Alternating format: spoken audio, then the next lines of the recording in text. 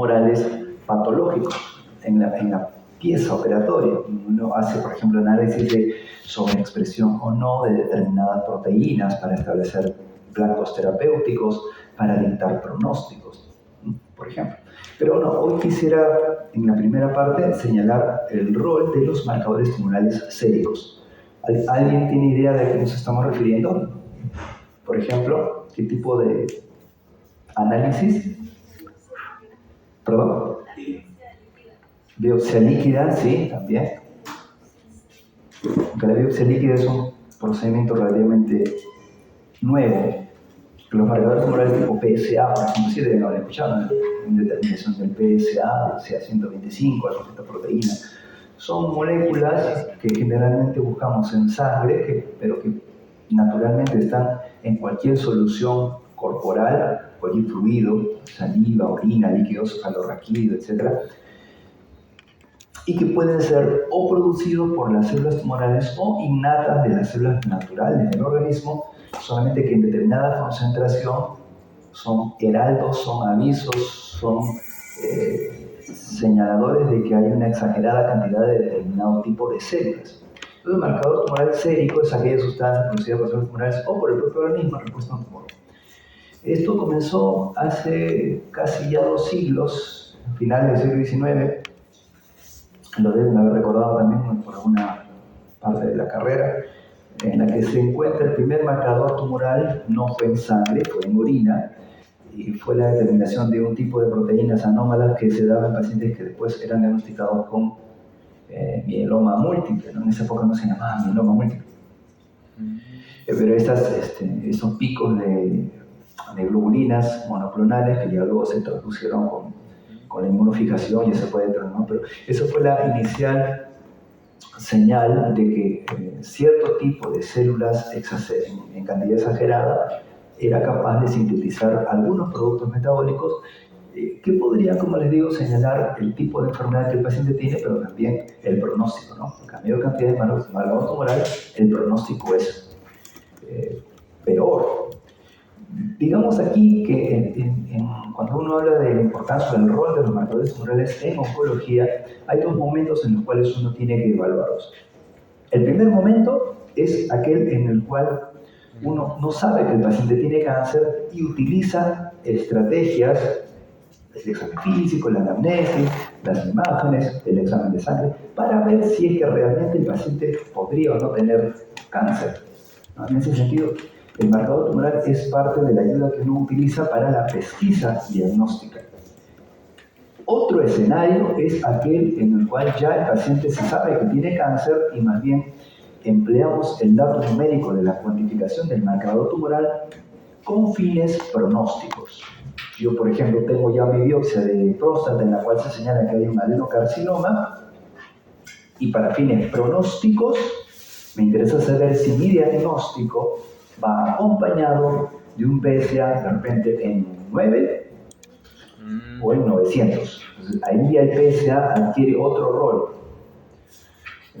Un PSA en 9 podría todavía decir que no tengo cáncer de próstata. Un PSA en 9 podría decir simplemente que tengo una prostatitis. En ese sentido no indica nada, no indica gran cosa. Pero si por ese PSA en 9 me hicieron una ecografía o una resonancia multiparamétrica de próstata y se encontró un tumor cuya biopsia luego confirmó el adenocarcinoma, ya mi PSA9 va a tener otra utilidad. Ya no va a ser de sospecha diagnóstica porque ya tengo la patología, sino que se va a constituir en una pieza a la hora de armar mi algoritmo en función de determinar qué tratamiento me va a tocar y qué pronóstico voy a tener. Hay 2 momentos en los cuales se utiliza uno un marcador tumoral, que como le digo, puede ser sérico, pero también puede encontrarse en algún otro fluido corporal, como la orina, cefalorraquídeo, cualquier cosa que tenga liquidez en el organismo. Muy bien.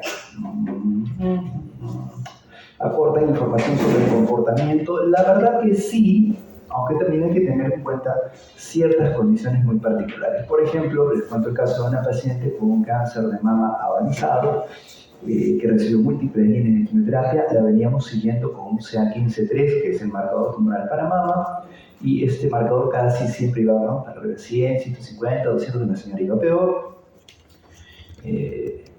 Hubo una respuesta inicial, pero un momento en el cual ya los tratamientos no hacían efecto, uno esperaba por conducta, por historia natural, que el marcador tumoral poco a poco fuese creciendo, pero hubo un momento en el cual, pese a que la paciente continuaba desmejorando, ya entrando en la etapa final de la enfermedad, el marcador comenzó a bajar, sin actitud terapéutica, porque básicamente ya estábamos con sintomáticos nada más, el paciente en franco deterioro, el marcador tumoral comienza a bajar. ¿Y esto qué nos indica? Que también nos puede ser señal de que si la proteína que uno viene siguiendo, producto de la actividad del tumor, ya no es sintetizada porque la célula se indiferencia de tal magnitud que ya no es capaz de sintetizar el marcador tumoral, uno podría estar confundiéndose a la hora que dosas y dice, uy, mira, de 350 ha pasado a 200. Qué raro. Indicaría una mejoría. Si tú ves que el paciente estuviese realmente más activo, más, ¿no?, podría ser que sí. Pero si notas lo contrario, si la clínica te dice que el paciente está cada vez en mayor deterioro, más consultivo, menos activo, más postrado, y el marcador tumoral viene bajando, lo que señalaría en ese caso es que el marcador tumoral, que es un producto metabólico de una célula indiferenciada, ahora está señalando que la actividad de esa célula es tan errática, tan disfuncional, que ni siquiera es capaz de sintetizar esa proteína que antes sí era capaz de sintetizar. Eso, ese punto. Entonces hay que siempre interpretar un marcador tumoral en el contexto de lo que está pasando clínicamente con el paciente. Es muy común que nos manden WhatsApp de los pacientes diciendo, doctor, mire, mi marcador ha salido en tal cosa, en tal número. ¿Qué significa? ¿Estoy bien o estoy mal? No nos pueden hacer pisar el palito. Para tú dar una recomendación necesitas tener más que un marcador tumoral. Esto solamente es un punto, una arista de un octágono, por decirlo de una forma, que es importante a la hora de valorar a un paciente con cáncer, pero que no es todo. No caiga en esa tentación de, oh, sí, está muy bien tu marcador, estate tranquilo. Cuando también sabemos que hay muchos cánceres que incluso en etapa avanzada no sintetizan marcador tumoral. Hay que tomarlo con precaución. Pueden ser enzimas, proteínas, glucopéptidos. Pueden tener pueden ser de diferente constitución bioquímica, los marcadores tumorales.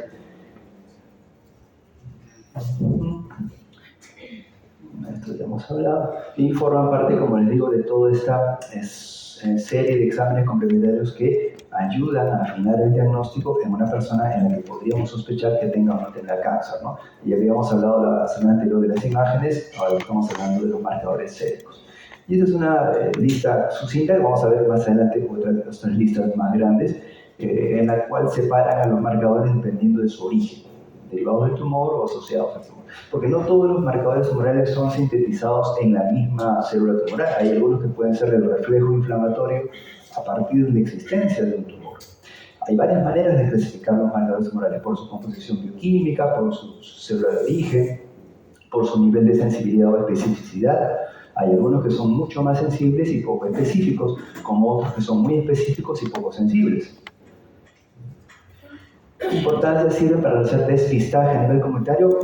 Eso lo pondría con mucho cuidado a la hora de enunciar esta oración, porque la mayoría no sirve para realizar despistaje, excepto PSA, excepto alfa-fetoproteína en población de alto riesgo que, por ejemplo, haya sido expuesta a virus de hepatitis B, excepto CA125 para poblaciones de alto riesgo para cáncer de mama o ovario, como puede ser las damas que pertenecen a familias con mutaciones BRCA1, BRCA2, de las que hablaron la semana anterior. Excepto esas cosas muy puntuales, los marcadores tumorales no se usan para despistaje comunitario. Es decir, no vamos por ahí pidiendo a todas las chicas mayores de 50 años CA15-3 para cáncer de mama, o a todos los a todos los seres humanos más allá de 45-50, el CA72-4, para ver si podría o no tener cáncer de estómago, canoso. Esa primera expresión quiero hacerle esa aclaración. Aportan información respecto a un posible diagnóstico, ayudan a establecer, claro, cuando ya está el diagnóstico, ayuda a establecer el pronóstico, sirve para evaluar respecto al tratamiento. Claro, si una persona ya tiene, por ejemplo, PSA 150 y está comenzando un tratamiento para el cáncer de próstata, la evolución de ese marcador tumoral me podría indicar de forma indirecta si estoy o no controlando su cáncer, haciendo la salvedad de que en algún momento la célula cancerosa podría dejar de ser capaz de producir ese marcador tumoral. Les pongo otro ejemplo antes de que se me pase la idea. En cáncer de próstata, por ejemplo, puede haber una mutación dentro de la misma célula cancerosa, haciendo que de estirpe adenocarcinoma pase a ser a una población fundamentalmente de orden neuroendocrino, en cuyo caso deja de producir PSA, por ejemplo, y este comienza a bajar, no indicando que el paciente está libre de cáncer, sino que simplemente está variando el estirpe celular. Lo mismo pasa con neoplasias hematológicas. Así que siempre esto va dirigido al hecho de que los marcadores son útiles, pero siempre hay que valorarlos como parte de un complejo de ítems que tenemos que considerar para decir si un paciente con cáncer va bien o no va bien. Si usan, en resumen, la valoración clínica, la valoración de imágenes y la valoración de laboratorio. De los tres puntos, quizás el que más peso no le da siempre es a la valoración clínica, porque tu imagen puede decir, como nos está pasando hoy en día cuando damos tratamiento con inmunoterapia a los pacientes con tumores sólidos. De repente la imagen dice que el tumor que medía 3 ahora mide 5 centímetros. Sin embargo, y paradójicamente, el paciente va mejor. ¿Qué está pasando aquí? Y el marcador tumoral quizás está en descenso. ¿A quién le crees? ¿A la imagen que dice que hay más masa o al paciente que te dice que está mejor y ya no tose? Entonces ahí el peso suele ser al paciente. ¿Y qué estaría pasando? ¿Por qué la masa está creciendo más bien en vez de reducirse? Las nuevas terapias inmunológicas lo que hacen es reclutar células inmunes, haciendo que este proceso de reclutamiento genere una pseudomasa que a la imagen tomográfica puede aparecer como un tumor de mayor volumen, sin que esto signifique un empeoramiento del paciente. Entonces se llama la pseudoprogresión. O sea, aparentemente la enfermedad progresa hacia un estado mayor, sin embargo es un efecto solamente temporal generado por un mayor reclutamiento inflamatorio sobre un tumor que ahora sí está siendo atacado por células inmunes. Sigamos, delatan el comportamiento tumoral en el tiempo posterior al fin del tratamiento. Claro, cuando ya acaban el tratamiento, uno hace el seguimiento de una paciente, por ejemplo, con cáncer de mama, que terminó su tratamiento con quimio y radiación y tiene un marcador tumoral en rango normal, y la comienzas a citar cada 3, 4, 6 meses, un año, y dentro de esa batería de exámenes que uno pide para ver si el cáncer sigue siendo controlado, están los marcadores tumorales. Sí. Entonces, sería como un cambio de las células que están en esa zona más. Sí, puede haber una mutación al interior del tumor. Recuerden también, por ejemplo, se acuerda de otro punto. Clásicamente, cuando yo entré a hacer la especialidad, me acuerdo que una de las definiciones de cáncer era: se trata el cáncer de una enfermedad ocurrida por una proliferación monoclonal de una célula X, ¿no? De la mama, del pulmón. Y hoy en día se conoce que no es monoclonal. En la mayoría de los casos, las proliferaciones son policlonales, es decir, yo puedo tener, por ejemplo, cáncer de mama y la zona de mi biopsia sale receptor de estrógeno 80% positivo, donde tomé la biopsia. Pero quizás en el centímetro del costado, si yo tomo otra biopsia, me sale receptor de estrógeno negativo, ¿no? O receptor de estrógeno 90% positivo. Esta variabilidad en el material genético en un solo paciente, en un solo tumor, explicaría por qué en algunos casos hay una reducción de parte del tumor y una no respuesta en otro segmento del tumor. Entonces, no solamente es el hecho de que a veces uno puede decir, bueno, esta célula yo la he tratado así y ahora se comporta de otra manera, porque también podría darse el caso de que esa aparente otra manera siempre existió, solamente que no estaba en la muestra que yo biopsié al inicio. Así que cuando uno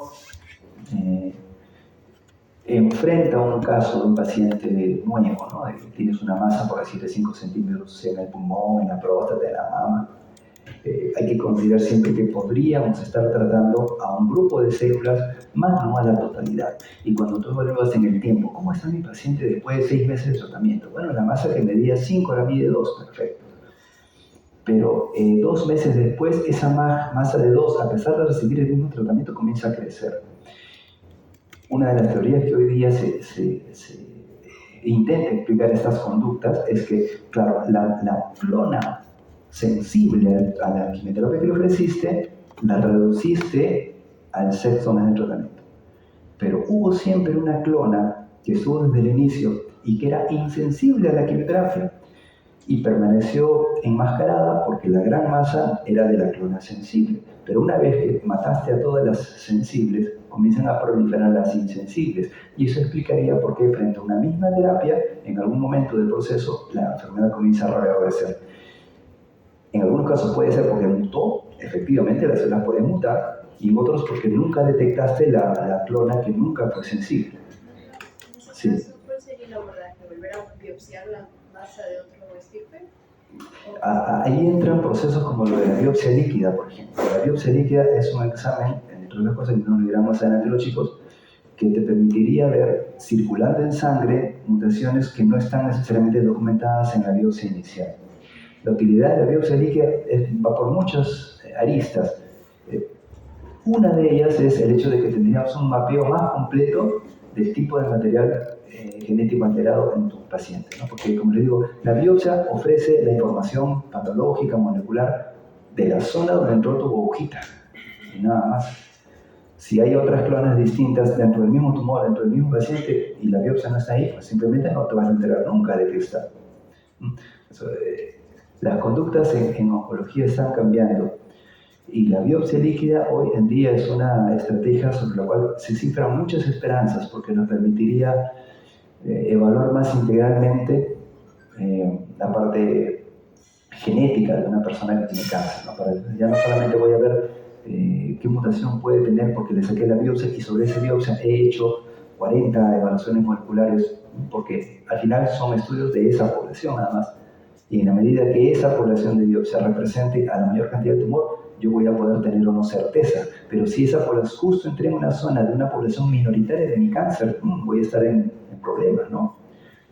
Pero si una biopsia líquida me ofrece material genético de todas las células tumorales, pues voy a tener más capacidad de no fallar a la hora de ofrecer una terapia.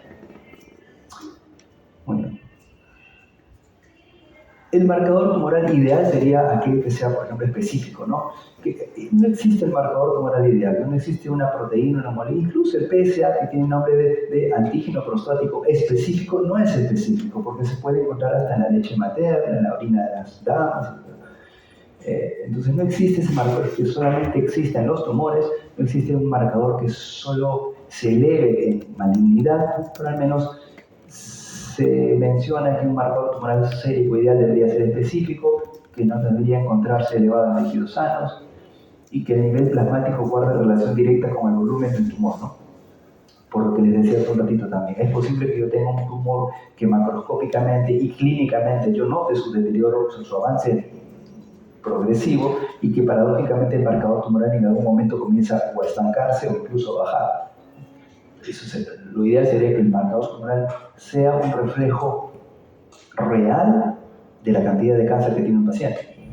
Y también debería tener un tiempo de vida corto, porque, a ver, ¿qué pasaría si un marcador tumoral tuviese una vida, digamos, 2, 3 semanas, tipo de vida media?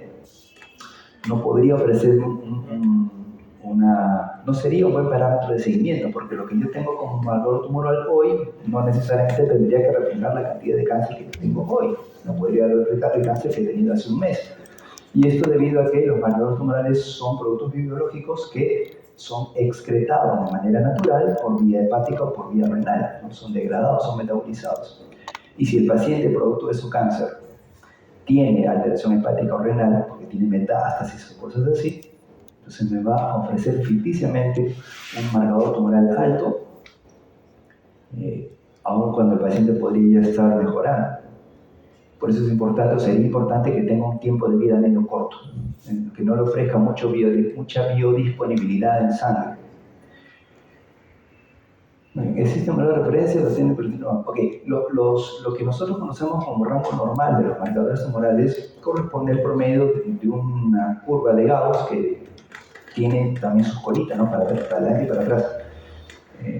Hay personas que constitutivamente tienen, por ejemplo, un antígeno presión embrionario alto, o personas fumadoras que tienen un CEA elevado. Yo vengo haciendo el seguimiento de una señora hace como 3-4 años que tiene un CEA a 2 o 3 veces el rango normal y la mandaron para evaluación de posible cáncer. Y a la hora que le decimos porque tiene un CEA alto, un CEA o antígeno presión embrionario suele ser un marcador tumoral asociado a neoplasia del tubo digestivo. Entonces le hicimos una colonoscopia, tomografía de abdomen pélvico para buscar algo proliferativo y no encontramos nada. Sin embargo, su marcador tumoral continúa alto. Entonces, igual hacemos el seguimiento cada 6 meses y vemos que la cosa sigue ahí. Pero hay personas que tienen constitutivamente per se un nivel de marcador alto. Así que, bueno, digo, siempre hay que considerar que lo que uno considera como valor referencial es la media del 95% de las personas. Pero siempre hay un 5%, sea para adelante o sea para atrás, que no tiene cáncer y que tiene un marcador tumoral fuera del rango normal. Uno de los parámetros que se señala para establecer la utilidad o la interpretación, cómo interpretar el marcador tumoral, es el parámetro de su comportamiento en el tiempo. Un marcador tumoral por cáncer en ausencia de tratamiento siempre debería ir hacia arriba. Como dicen el dicho ese de una golondrina no hace verano. O sea, no por tener un marcador tumoral alto ya tienes cáncer o ya tenemos cáncer. Yo creo que les va a pasar, es inevitable. Yo recuerdo cuando trabajaba en el hospital general, el número de interconsultas por marcadores tumorales altos, por ahí podría ser 1 de cada 3, 1 de cada 4 interconsultas, era interconsulta oncología porque en la paciente X se le ha encontrado un CA125 por decir en 500, ¿no? Sugestivo de cáncer. Igual con la CA199, antígeno carcinoma. Pero un marcador tumoral alto no indica que el paciente tiene cáncer. Si bien es cierto, podría ser, no hay que todavía asustar mucho a la gente porque, como les digo, se interpreta en función de los otros parámetros. Muy bien, entonces esto es para mostrar la importancia del punto de corte. Si yo tengo un punto de corte muy bajo, voy a aumentar mi sensibilidad porque voy a ser capaz de capturar a más gente con sospecha de cáncer, pero voy a perder especificidad. Especificidad es la capacidad que tengo para señalar efectivamente que si el marcador tumoral sale alto, ese marcador tumoral alto corresponde a neoplasia. Y sensibilidad es aquella característica que nos permite tanizar la mayor cantidad de pacientes que tienen sospecha. Yo puedo tener un marcador tumoral cuyo rango o cuyo punto de corte esté muy hacia lo alto, en cuyo caso voy a perder sensibilidad porque poca gente sabrá llegar a tal nivel de marcador tumoral, pero al poner la valla tan arriba, cada vez que yo detecte un paciente con un marcador positivo, si es que he puesto la valla muy arriba, indicaría una mayor posibilidad de que efectivamente ese punto de corte me señale que el paciente tiene cáncer. Esto se ve mucho cuando uno evalúa, por ejemplo, cáncer de próstata y el PSA. Se ha puesto el punto de corte en 4 y todo lo que salga por encima de 4 es sospechoso de cáncer, pero hay que considerar que, por ejemplo, para el cáncer de próstata suele ser una neoplasia de gente de mayores de 55-60 años, cuando también hay hiperplasia benigna de próstata que comienza a aparecer a esa edad. Y se debe reconocer que para una persona, tengo ahorita un paciente que tiene 80 años, tiene un PSA, llegó a tener un PSA en 14, por laboratorio, cáncer de próstata, ¿no? Incluso hasta 10 hay dudas, pero ya de 10 para arriba casi no hay. Pero es una persona de 80 años. Y por otro lado no tenía ninguna otra sintomatología de ser canceroso, no era físicamente activo, completamente sano, sin verse en un estado en el peso, ni nada. La ecografía mostraba una masa heterogénea, podía definir mucho si era cáncer o no, pero PSA en 14. No había mayor sospecha de malignidad porque no había infiltración, ganglios comprometidos, así que pasó a sala de operaciones y terminó siendo una hiperplasia benigna de próstata. PSA alto, muy alto, pero como le digo, hay que considerar el nivel de marcador en función del paciente. El 4 es hecho digamos, artificialmente para tratar de ordenar la valoración de los marcadores, pero no es definitivo. Bueno, lo ideal sería, como digo, que bueno, si de 4 para abajo todo sea negativo y si sale de 4 para arriba siempre sea cáncer. Eso no existe. No, lo que existe en el mundo real es como está del otro lado. A niveles más inferiores, la posibilidad de que sea cáncer de verdad es menor, sin embargo es posible. Recuerda también que un buen porcentaje de pacientes con cáncer nunca ofrecen marcadores tumorales elevados, inclusive en etapas muy avanzadas de su enfermedad. Esto, bueno, un falso negativo, verdadero negativo, falso negativo, verdadero positivo, falso positivo. ¿Esto entienden ese término o hay que explicarlo? ¿Sí se entiende? Un falso negativo, una persona que realmente marcó tumorales normal, pero es falso negativo. O sea, realmente sí tenía cáncer. Y la explicación, como les vengo diciendo, es que muchas células tumorales son tan indiferenciadas que no son capaces de producir marcador tumoral. Porque el marcador es una proteína, una enzima, una hormona generada por la célula funcional. Solamente que cuando está en demasiada cantidad, al haber más células, pues habrá más marcador. Pero en el proceso de calcificación de una célula, esta podría perder esa capacidad de síntesis, de manera que al final no te marca, no sale un marcador positivo, pero es un falso positivo. Bueno, entonces, decía, si uno pone el punto de corte más hacia lo mínimo, vas a tener más sensibilidad, pero vas a perder especificidad, y si uno pones el punto de corte mucho más arriba, ganaremos especificidad, pero perderemos sensibilidad. No hay nada perfecto. Esto acá pero algunos marcadores tumorales y las condiciones no cancerosas en las cuales podría elevarse alguna de ellas. La AFP, por ejemplo, en cualquier daño hepatocelular, la misma hepatitis, tumores germinales, es los casos en los cuales sí hay, ¿no? Tumores germinales, la beta-HCG para tumores trofoblásticos, tumores germinales también, el 15-3 cáncer de mama y ovario. De esta lámina mejor lo que vamos a rescatar, porque hay una descripción de qué cáncer se asocia a cada marcador más adelante. Lo que vamos a rescatar de esta es aquellos cuadros no cancerosos en los cuales puedes ver elevación en el 15-3, 19-9, 125. 125, por ejemplo, se constituye en medicina general en una de las causas más frecuentes de preocupación de un médico y su paciente respecto de un posible cáncer, porque se eleva con mucha facilidad a lo largo de cada ciclo ovulatorio. El CA125 es un producto de los celomas, de las células del celoma.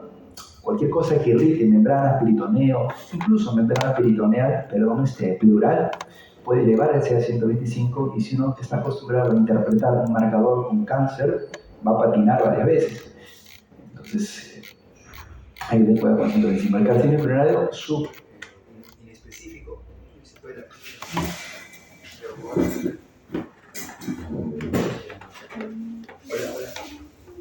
Ahí te veo.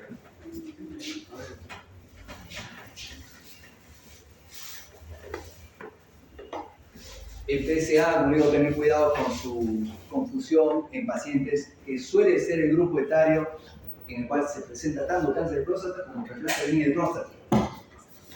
De específico, el PSA solo tiene el nombre.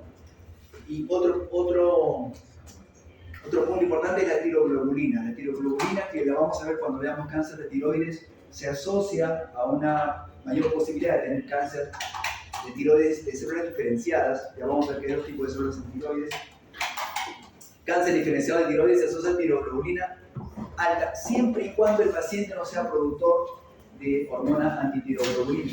Si una persona tiene o es sintetizadora de hormona antitiroglobulina, la valoración de una tiroglobulina va a ser ineficaz, porque si el paciente tiene una tiroglobulina normal, pero porque tiene antitiroglobulina, no porque no tiene cáncer, la interpretación hay que tener cuidado con la conclusión a la cual llegamos. Después, 15-3, condiciones en las cuales hay elevación no son muy comunes: anemia megaloblástica, 19-9. Sobre 19-9 es un marcador tumoral muy asociado a neoplasia del tubo digestivo, sobre todo páncreas, pero no exclusivamente páncreas. Eso, definitivamente no exclusivamente páncreas. Porque en la tarjetita, en el inserto de los marcadores, cuando ustedes valoren a una persona que les ha llegado el resultado 19, casi siempre ponen ahí páncreas, páncreas, páncreas. Y no, absolutamente no. Pero recuerdo el caso de un pacientito también de un hospital general, cuya interconsulta nos llegó un joven de alrededor de 30 años que llegó a la emergencia de ese hospital y con cuadro de ictericia, baja de peso, dolor abdominal, cierto incluso balonamiento abdominal, y a alguien se le ocurrió pedirle CA19-9. Y lo encontramos cerca de 800 o 900, un rango tan alto que casi nadie pensaba que no podría tener cáncer. Lo mandaron a interconsulta de oncología. Y a la hora de valorar al paciente, el tenor de interconsulta era paciente con posible cáncer de páncreas por dolor abdominal, ictericia y CA19-9 900, si no es más. Para hacer corto el relato, el paciente terminó teniendo una litiasis del conducto de Wilson, que había generado una pancreatitis, una estasis, una ictericia, dolor de todo lo demás. O sea, era simplemente una litiasis que había elevado de una manera espectacular el signo. Uno de los casos, digamos, más llamativos que recuerdo respecto a mi experiencia con marcadores tumorales. Entonces, no todo marcador tumoral alto es cáncer. Hay que ver el contexto. El paciente tenía un cuadro demasiado agudo, aparte que no era el grupo etario para tener cáncer de páncreas. No tenía el perfil epidemiológico para tener cáncer de páncreas. Seguramente los internos que mandaron a interconsulta nunca habían pasado por la peruana.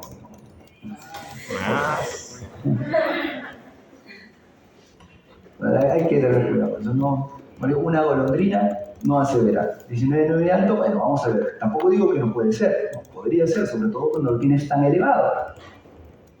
Pero lo que nos debe caracterizar como médicos, sobre todo de la peronomia, es ese extra de serenidad. Una serenidad a la hora de interpretar, a la hora de aconsejar, a la hora de decidir, que te la va a dar el conocimiento. Solo puede ser sereno el que conoce, ¿no? El que está ahí con los conceptos medio flojos, se va a asustar de todo, ¿no? Y para ser más interesante va a ser el alarmista de la guardia. No, llama oncología, llama a la UCI, llama a los bomberos, llama a todos, ¿no? Entonces, la peronomia debería caracterizarse por la serenidad, una serenidad que se le va a dar, como le digo, el conocimiento, el estudio y la fe, muy importante, la fe. Quiero comentaros sobre estos marcadores. Después, en el caso de una señora con cáncer de mama, que llegaba incluso con varios años de historia y trajinada por quimioterapias, con ascitis, por lo que tenía una ascitis importante, ya por diseminación del cáncer a cavidad abdominal, carcinomatosis, ¿no? Eso se llama carcinomatosis. ¿Qué es carcinomatosis? ¿Quién se acuerda? ¿Quién lo define? Que lo dijimos en algún momento. ¿No? La diseminación masiva, diseminada, no necesariamente hematógena, a una cavidad difusa, a cavidad peritoneal. ¿Qué otra carcinomatosis hay? A cavidad torácica. ¿Qué otra cavidad hay? Pleural. Cavidad cabezal, ¿no? La carcinomatosis leptomeningia. La leptomeningia. ¿No? Todas las cavidades que uno podría imaginarse bajo una forma de diseminación que a veces no está tan clara, podría ser hematógena, pero por ejemplo en cáncer de ovario suele haber carcinomatosis que no es por vía hematógena. Aparentemente las células epiteliales del ovario que cubren la capsulita ovárica se desprenden por contigüidad, se desprenden hacia la cavidad celómica, hacia el celoma abdominopélvico y se esparcen, y allí en el omento, en el peritoneo mismo, comienzan a proliferar y generan un líquido, un exudado. ¿Conocen la diferencia entre trasudado y exudado? Vamos, los escucho. Proteínas, ¿no? ¿Cuál suele asociarse a cáncer? ¿Cuál se imagina que podría estar asociable a cáncer? ¿Trasudado o exudado? Exudado. Es un líquido proteico, espeso, viscoso, sanguinolento muchas veces. Cuando ustedes tengan oportunidad, ¿han hecho paracentesis? ¿Sí? ¿Sí?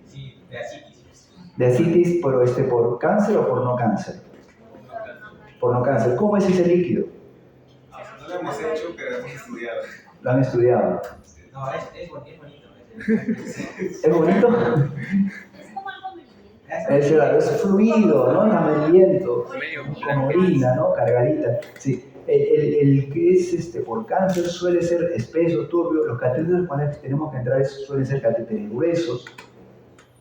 A propósito, cuando uno habla de catéteres, mientras más alto es el lumen, qué sé yo, 18, 21, 24, ¿es más grueso o más delgado el catéter?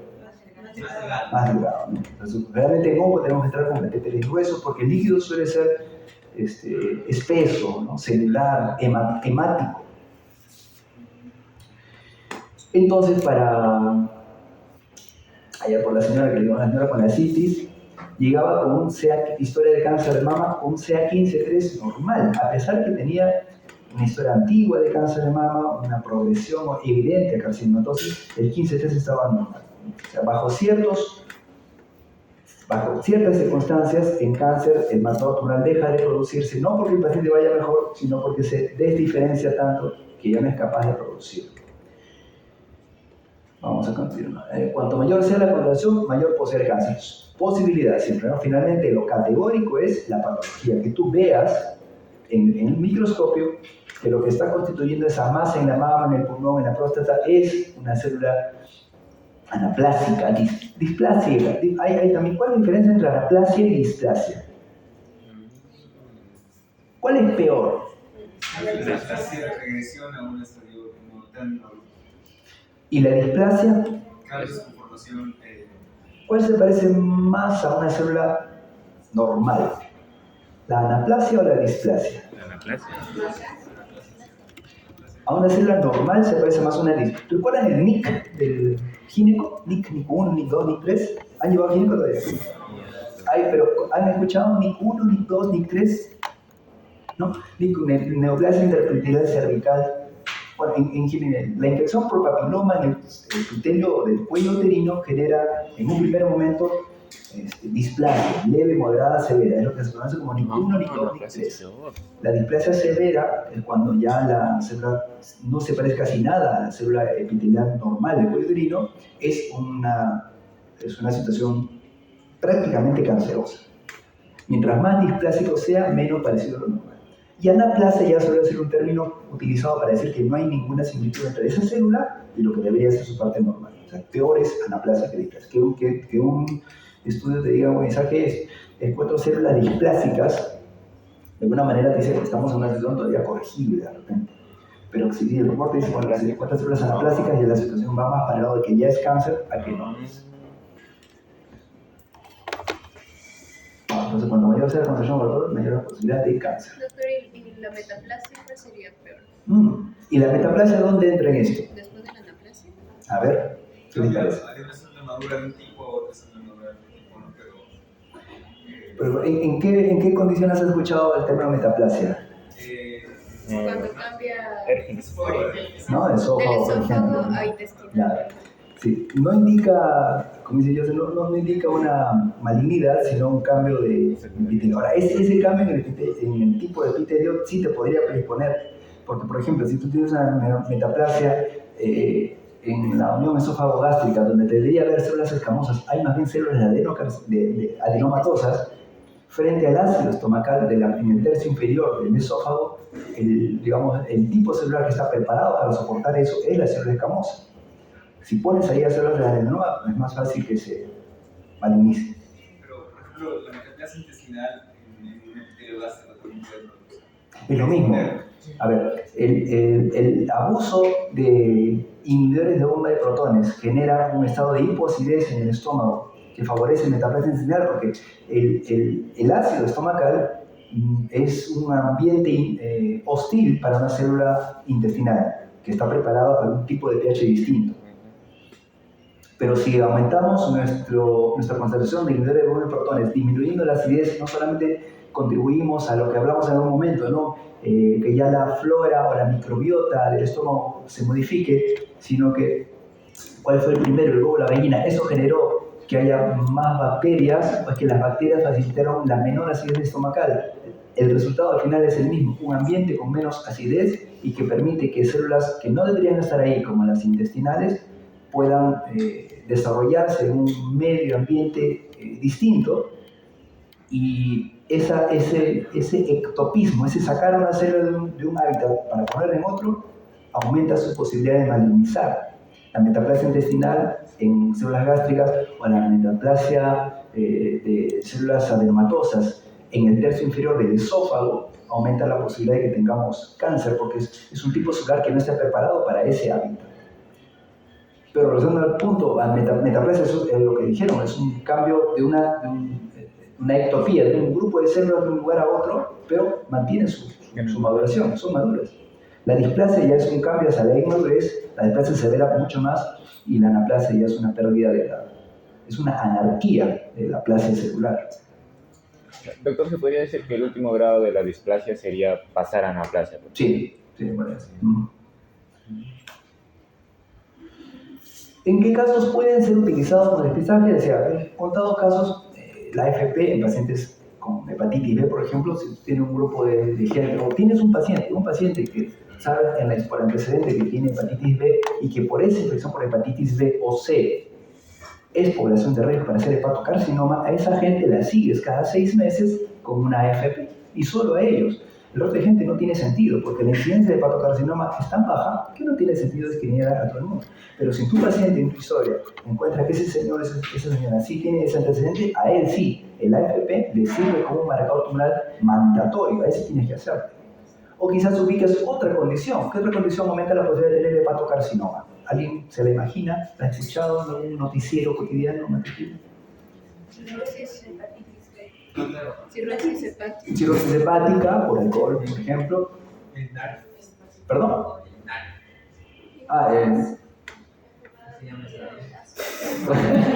En español, no hepatitis, cirrosis no, es cirrosis no alcohólica, ¿no? Ajá, una cirrosis metabólica. Esto de enseñar en universidades bilingües tiene sus... También en la gente del campo que podría estar expuesto a aflatoxinas, o en gente de la ciudad, ¿qué son las aflatoxinas? Son algunos productos metabólicos de los hongos, ¿no? Que también se ha demostrado que aumentan la posibilidad de tener cáncer de riñón, ¿no es cierto? No, de hígado. En general, por eso de alto riesgo para cáncer de hígado, si deciden dosarle AFP cada 6 meses más una ecografía, estarían haciendo una buena práctica de la medicina médica. Segundo, beta-HCG en pacientes con embarazo molar para el diagnóstico precoz de diabetes. La mola, todavía no hay codogénico, ¿no? Pero la mola es una proliferación anormal de células de trofoblastos, ¿no? Placentario, en algunos casos maligniza y en otros casos no. La mayoría no maligniza. Pero si tienes población con mola, hay que seguirles con HCG porque en algunos casos, un 10-20%, pasan a ser coliocarcinoma. A propósito, porque no hay una clase de coliocarcinoma, que seguramente lo verán en gineco, pero tampoco lo hay de cáncer de testículo. Cáncer germinal no hay. Pero aprovecho para mencionar que son una de las pocas, por ahí la única o las poquísimas entidades cancerosas que incluso en etapa avanzada, etapa 4, metástasis por todos lados, tú le puedes decir al paciente todavía que tiene opción de curación. Son pocos, pero el cáncer de próstata metastásico, difícil, 3%, 1% se cura. Curarse entendiéndose curación en oncología como desaparición completa del primario de sus metástasis y una sobrevida del paciente larga. Antes se decía 5 años. Hoy se sabe que muchos cánceres al 6º, 7º, 10º, 15º año de diagnóstico recaen. Ya no se estila decir curación en oncología, estar libre de enfermedad neoplástica por 5 años. Ahora, ya como digo, esa barrera ha sido superada porque incluso con las nuevas terapias, los pacientes con cánceres avanzados consiguen sobrevidas largas, ¿no? Pero no están curados porque siguen teniendo la metástasis. Por eso hago entonces, bueno, pero lo que iba es, paciente con cáncer germinal, testículo, ovario, porque el cáncer de ovario puede ser de la célula epitelial, que es lo más común, que da a las chicas de 50, 60 años para arriba, pero también puede haber cáncer de ovario de estirpe germinal, porque el ovario es el epitelio más las células del estroma y las células germinales que están en el ovario, ¿no? Cuando un cáncer se deriva de una célula germinal, incluso en etapa 4, sea germinal de ovario o germinal de testículo, la posibilidad de curación es alta. Y una de las maneras de hacer el seguimiento es con este marcador tumoral. Calcitonina en pacientes con cáncer medular de tiroides hereditario. Si tú tienes un grupo de pacientes, o tu paciente puntual que sabe que tiene un síndrome de un MEN2B, una neoplasia endocrina múltiple 2B que le aumenta la posibilidad de tener cáncer medular de tiroides, sabe que esa familia tiene MEN2B, o neoplasia endocrina a ese grupo de pacientes, si la sigues con calcitonina, porque su posibilidad de hacer cáncer medular es alta. Son muy puntuales en los cuales dicen, bueno, hago despistaje porque te toca, ¿no? Cuando ubicas estos grupos poblacionales. Les decía que es importante la secuencia, cómo se comporta en el tiempo, no hacer diagnóstico porque le sale un marcador tumoral alto.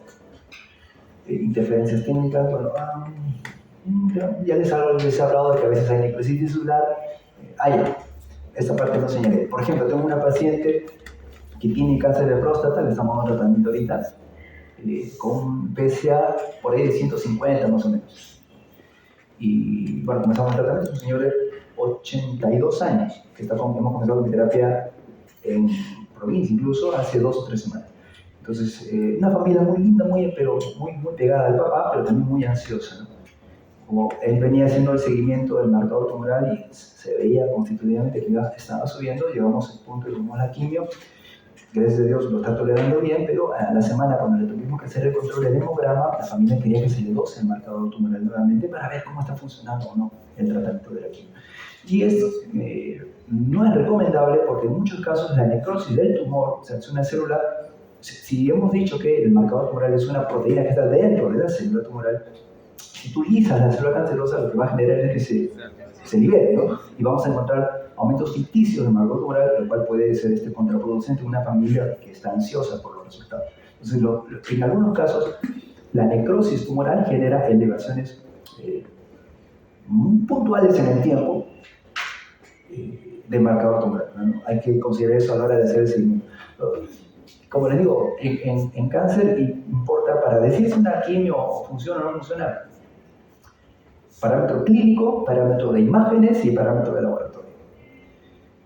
Y tomarlo todo con calma, porque a veces te toca continuar tratamientos, aunque alguno de ellos no vaya bien. Ahorita tenemos una pacientita con cáncer de pulmón, 40 años, esposa de un colega, 40 años, adenocarcinoma de pulmón.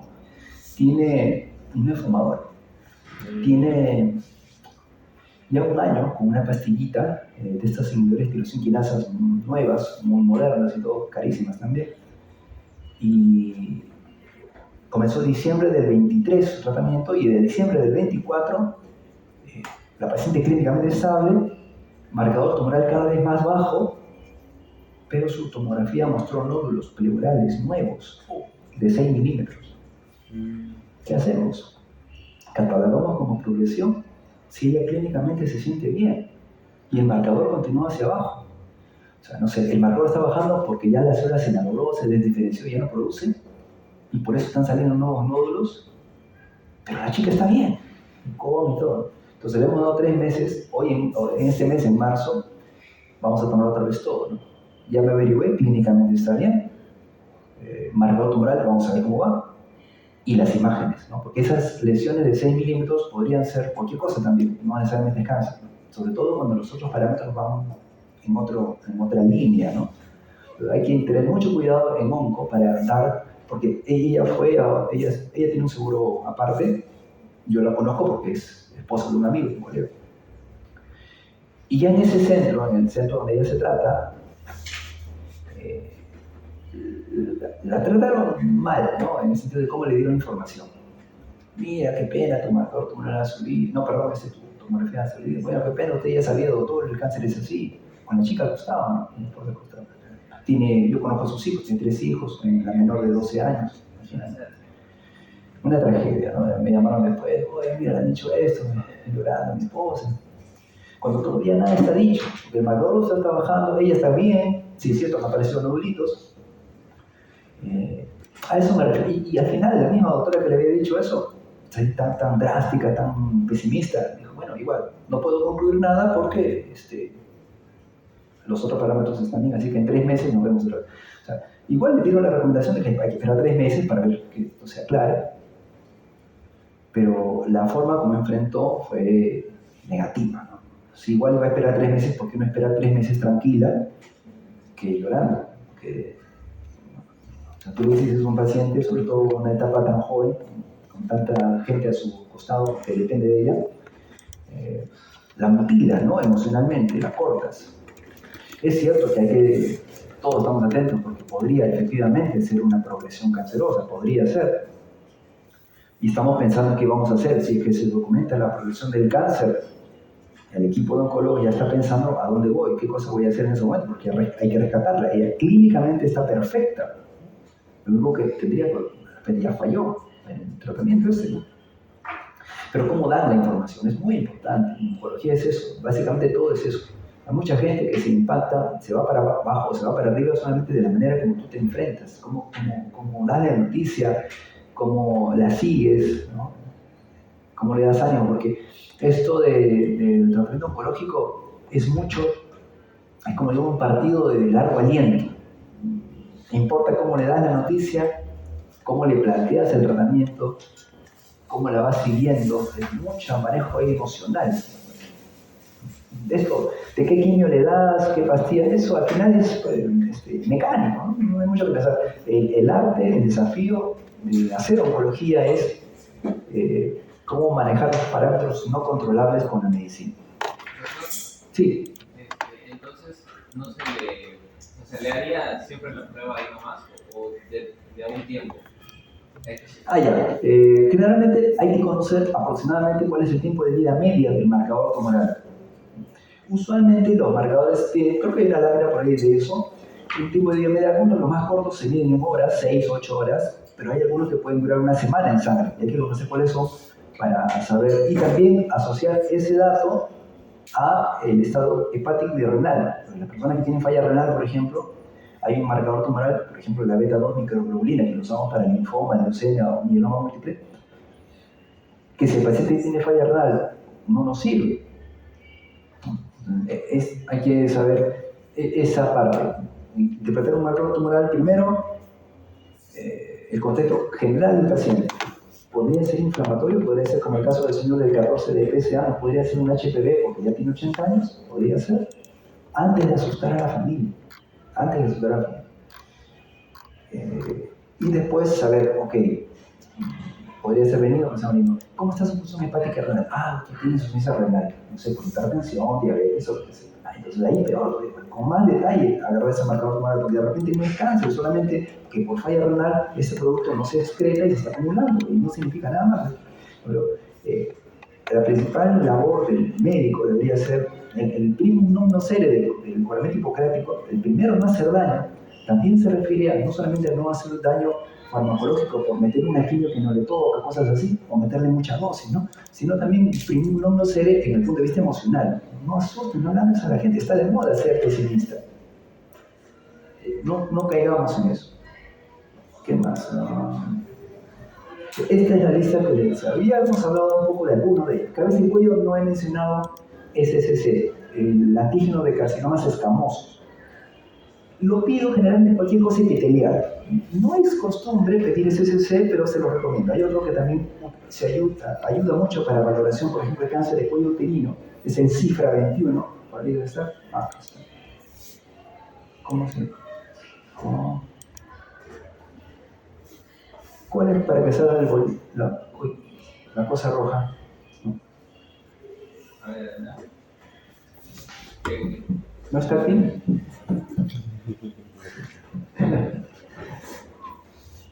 ¿Tiene puntero? Sí. Es esto, ¿no?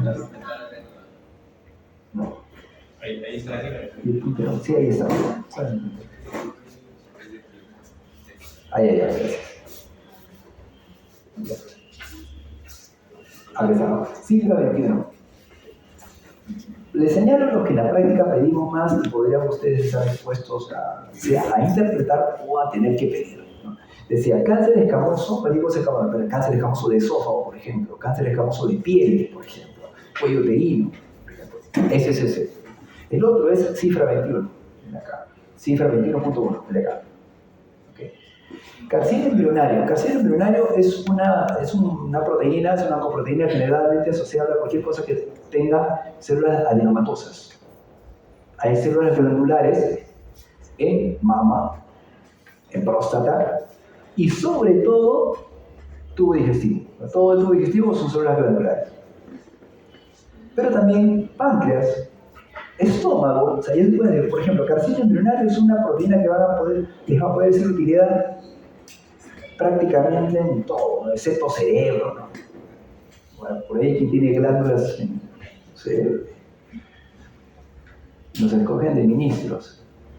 En el cuello uterino también puede haber glándulas, entonces el antígeno carcinoma embrionario casi siempre ayuda, Cuando vienen pacientes, por ejemplo, con sospecha de primario, cáncer de sospecha, sospechosos de un cáncer primario no conocido, tienen una masa por allí y podría ser inflamatoria, podría ser cancerosa.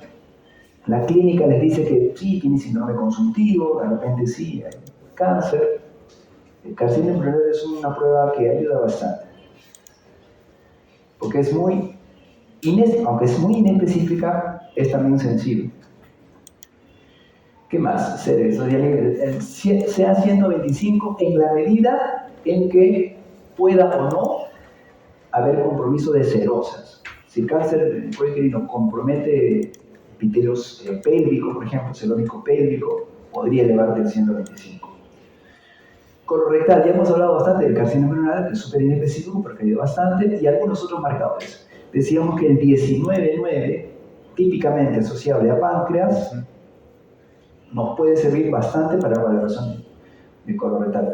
Tengo ahorita una paciente también, 76 años, postrada, con una imagen tomográfica de hace un par de meses en la cual se señala la existencia de una masa de unos 5 centímetros en la vía biliar intrahepática y además una tremenda carcinomatosis abdominal. Vamos a verla a su casa, en domicilio, ella está postradita en cama, ya no se para, ya no come, un ardor terrible en la barriguita, producto de la carcinomatosis, y nos llaman para darle calidad de vida. Entonces comenzamos, los hijos, dos viven en el extranjero y 2 viven acá. Y la abuelita, ni tan abuelita, 76, para lo que yo veo, no está tan abuelita, pero ella estaba postrada, ya no caminaba, ya no comía. Entonces, todo a mí, ¿sabes qué? Cuidado paliativo, porque ya tiene su edad, ¿no? Yo también, bueno, cuando la vi la primera vez, tampoco era para decir, bueno, yo quiero saber qué cáncer es, una biopsia, sí, no calificaba por su estado de postración. Entonces nos apoyamos en su imagen, que decía masa en la vía biliar de 4 centímetros y además carcinomatosis, para sostener el diagnóstico de una carcinomatosis secundaria a un colangiocarcinoma. Ese fue nuestro diagnóstico. Pedí también una batería de marcadores tumorales. No recuerdo si pedí alfa-fetoproteína porque por ahí que no, porque no había como para pensar en el cáncer de hígado, porque estaba muy, muy clarito que estaba en la vía biliar. Además, el tipo de imagen que da un colangiocarcinoma es muy diferente a la imagen que da un hepatocarcinoma. Un hepatocarcinoma es una cosa mucho más grande, compromete el hígado en masa, heterogéneo, un solo nódulo, pero súper heterogéneo. Esto no era una bola heterogénea, sí, pero muy circunscrita en la vía biliar. Pero pedí 19-9, carcinoma embrionario, y no me acuerdo qué más, pero de esos, el que me salió elevado fue el 19-9. Algo de 500 más o menos, y el resto normal, más la masa, más el signo de carcinomatosis. Con ese diagnóstico, no patológico, sino apoyado en un marcador y en una imagen, le dijimos a la familia, bueno, parece ser que ya estamos frente a un colangio de etapa avanzada, etapa 4, con un paciente postrada. Hay un nivel de valoración del paciente que creo que es parte de una clase que se llama el nivel del ICO. Era una paciente ECOG 3, ECOG 4, o sea, un estado funcional muy deteriorado. Y nos llamaron para darle calidad de vida, dábamos tramadol, morfina, qué sé yo. Pero el resultado era muy pobre. No conseguíamos un control real de los síntomas. Finalmente nos animamos a decir, bueno, si uno quiere intentar hacer algo más para intentar darle a que llaman calidad de vida, no hay otra cosa que intentar darle quimio. Miren, a ese estado postrado. Pero una quimio en una persona sin biopsia también es un poco aventurado, ¿no? Porque si algo pasa legalmente estamos en contra, pues, ¿no? Como le han dado aquí a una paciente que tiene patología. Pero con la aprobación de la familia, le dimos una quimioterapia suavetona, con lo cual sigue postrada, pero ya come algo, ya no le duele, ya no usa ni siquiera Panadol, pero ahí está, ¿no? Ya vamos como un mes y medio, 2 meses de seguimiento. ¿A qué va esto? Al hecho de que podemos hacer el diagnóstico patológico, entre comillas, apoyándonos en un marcador tumoral, como en este caso el 19-9, me acuerdo que mandaron la prueba a un laboratorio que decía 19-9 es sinónimo de cáncer de páncreas, pero no, en el caso de la imagen tomográfica en páncreas está limpio, hay que interpretar bien el marcador tumoral, y un diagnóstico tomográfico. Eso respecto a el CA19. Colocarcinoma ya hablamos, la HCG, usualmente hay gente que tiene mola previa, el cáncer de endometrio, carcinoma embrionario y 125 en la medida que haya compromiso celómico, esófago, en esófago el cifra 21 y el SSC, en estómago el que más usamos es el 72-4, que es mucho más específico que el carcinoma embrionario que se eleva cualquier cosa, ya les dije, ¿no? Y el resto, 125, en la medida que el cáncer de estómago haga carcinomatosis, compromiso peritoneal, puede elevar el 125. Y el 19-9 también. ¿Qué más dice aquí? Feocoprocitoma, no es un tumor muy común, pero en todo caso las catecolaminas. Gástrico otra vez, no sé por qué lo han puesto por separado, pero en estómago, el 72-4 y el carcinoma embrionario. Hígado, el AFP, ya hablamos también sobre en qué población se hace el despistaje masivo. Metástasis hepática. Bueno, metástasis hepática es carcinoma. ¿Quiénes suelen hacer metahígado? Todos los tumores de vía digestiva y a veces pulmones y mama. Entonces ahí se podría elevar el carcinoma embrionario más el marcador característico del primario. Por ejemplo, si yo tengo una paciente con cáncer de mama que hace metástasis de hígado, lo que se va a elevar antes es el 15-3. Cáncer de hueso, fosfatasa alcalina. Otro punto sobre marcadores es la deshidrogenasa láctica. Acá lo ponen como cáncer en hueso, un marcador, pero es típicamente, no lo veo acá está. La DHL, deshidrogenasa láctica, usualmente la pedimos como un marcador en neoplasias hematológicas. Los oncólogos solemos dividir los cánceres en tumores sólidos, mama, pulmón, próstata, estómago, y tumores líquidos, leucemias, linfomas y mielomas, entre otros. Para neoplasia hematológica, que suelen ser por biología mucho más rápido que la neoplasia sólida, la deshidrogenasa láctica nos ayuda bastante como sospecha diagnóstica y como marcador tumoral también, para evaluar la progresión del caso. Solo que también estamos observando que en determinadas neoplasias sólidas, muy rápidas, como los tumores germinales, por ejemplo, como el colocarcinoma, por ejemplo, como ciertos tumores de pulmón de células pequeñas muy rápidos, cualquier neoplasia que sea de rápida replicación, la DHL suele elevarse con mucha facilidad. No está escrito, es una observación más empírica, pero pedir DHL una vez que no sabe que tiene cáncer o que podría tenerlo, muchas veces nos ayuda a alejar o acercar el diagnóstico. Y se constituye una especie de forma indirecta de evaluar la velocidad de crecimiento tumoral, siempre y cuando el hígado sea sano. Si una persona tiene una hepatopatía por cualquier otra cosa, va a tener DHL alta, muchos marcadores altos, pero por falla hepática.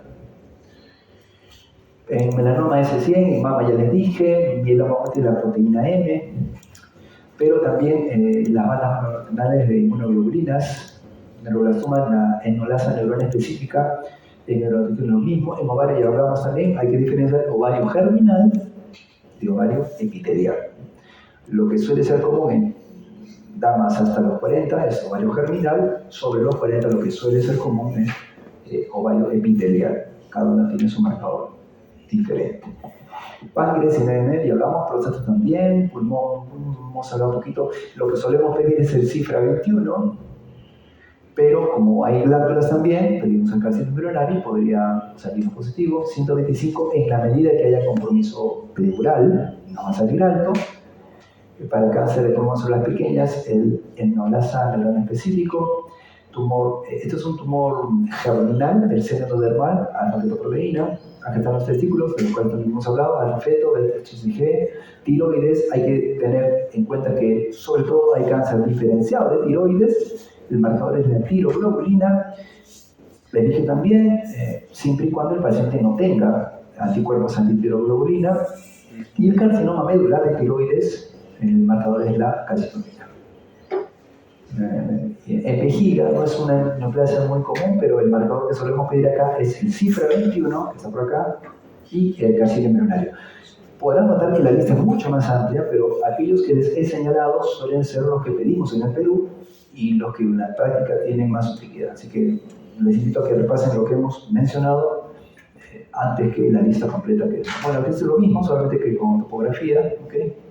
Esta es la tabla que señala un poco de la vida media de los marcadores y eso es todo. ¿Okay? Muy bien. ¿Y acá creo que venía la exposición o seguía yo? No, seguía yo, creo, ¿no? Patología. ¿Cómo se llama?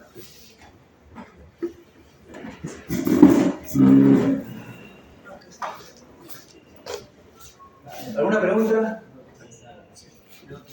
¿Alguna pregunta sobre marcadores? Cada vez hay más figura, por decirlo de alguna manera, respecto al mismo laboratorio. Otra cosa, traten de hacerlo siempre en el mismo laboratorio. Porque los reactivos cambian, ¿no? Y hay calidades y calidades. Y a veces, dependiendo del reactivo que usa, el umbral también podría ser diferente. Sobre todo para DHL, que se cambia de laboratorio de una cuadra a otra y es otro rango. Es más estandarizado para 125, todos los otros marcadores. Pero traten, yo le digo a los pacientes, tu hemoglobina, esto lo puedes hacer en el barrio, en Surquillo, hay un laboratorio que por 10 soles en el mercado, 10 soles te hace hemoglobina, glucosa, triglicéridos, todo por 10 soles. Entonces, no sé qué tan confiable sea. Yo lo que se refiere, por ejemplo, hemoglobina, creatinina, por ahí, hazlo donde quieras. Pero cuando se trata de marcadores, traten de recomendar un sitio que a ustedes les genere confianza, porque al paciente conozca, que le genere confianza. Porque en función a ese resultado, uno puede tomar decisiones, o uno va a tomar decisiones. No, esta no era todavía patología.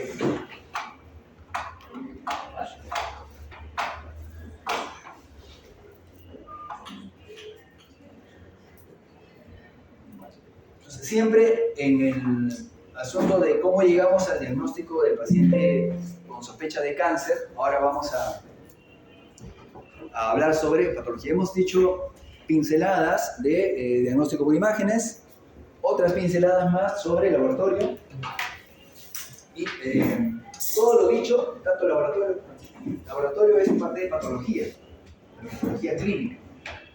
Esto ya es patología, creo que hay una lámina de secuencia donde entra el análisis de la biopsia, las autopsias, ¿no es cierto? Y lo último que es la patología molecular, que se refiere al estudio de la muestra, pero ya haciendo el secuenciamiento del ADN o de la proteómica. Vamos a ver qué les puedo comentar.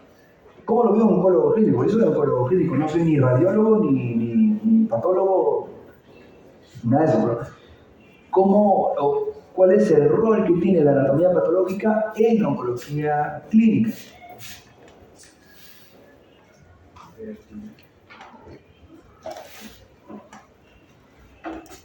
Bueno, entonces ese es el siguiente punto, ¿no? Ya hemos visto imágenes, laboratorio clínico, ahora vamos a patología. En patología clínica vamos a entrar a lo que es anatomía patológica y unas láminas sobre patología molecular. Para ir de menos a más, la forma más fácil de acceder a una muestra, una persona que de repente por imágenes tiene sospecha, por laboratorio clínico tiene sospecha, por clínica tienes más sospecha, pues bueno, acá ya no me queda otra que comenzar a tomarte biopsias, querido paciente, le dices así. Y de manera más o menos agresiva es siempre la citología, el estudio de las células, que yo las puedo obtener por 4 formas distintas. Exfoliativas, es yo, por ejemplo, no sé, células que se exfolian, que se caen, que se desprenden, se desfacelan de una masa tumoral, la tomo, la muestro, la pongo una impronta y se va a la patología. No es nada agresivo. Citología de líquidos, en esa paciente que les comenté, la del colangiocarcinoma con carcinomatosis, como estaba con tanto líquido en la barriguita, le mandamos a hacer su paracentesis evacuatoria y de ese líquido salieron como 5 litros, mandamos 3 a patología para que traten de buscar en ese líquido células cancerosas, citología de líquidos. Lamentablemente para ese caso no salió nada. Miren, a pesar de tener carcinomatosis, tener una masa enorme en el hígado, tener un valor tumoral alto y tener 5 litros de agua en la barriguita, el resultado del Papa Nicolau en ese líquido fue negativo. Pero es una posibilidad. Hubiera sido un estudio poco invasivo, de habernos salido positivo las células cancerosas en ese líquido, hubiéramos hecho inmunistoquímica, muchas cosas hubiéramos hecho en esa muestra, lo cual nos hubiera evitado la recomendación de una biopsia hepática, porque la masa en este caso, la señora que les comento, es una masa intrahepática, o sea, habría que entrar con una bufota haciendo posible sangrado. La citología te ofrece una forma de llegar al diagnóstico celular poco invasiva. La impronta, ¿no? Que es hacer un choque y fuga, una especie de poner el tumor sobre una lámina portaobjetos y esa impronta la llevas a microscopio y puedes ver si es que hay o no células cancerosas, ¿no? Porque siempre hay un desprendimiento natural de las células que lo puedes analizar. Y el BAF, vamos a ver qué es el BAF.